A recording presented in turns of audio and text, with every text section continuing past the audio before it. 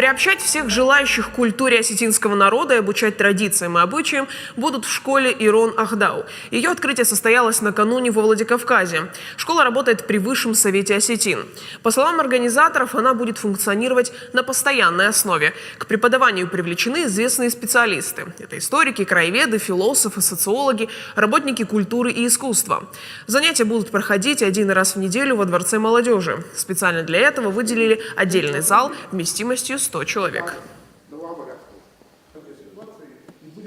Я бы сравнил это с компьютерной программой, операционной системой Windows, которая руководит всем, что делает компьютер.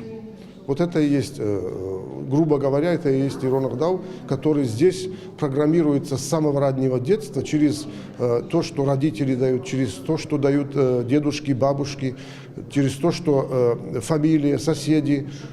Вот это все вбирал человек раньше, особенно в селах, и впитывал как бы по крупицам, и в конце концов получалось вот что-то такое цельное.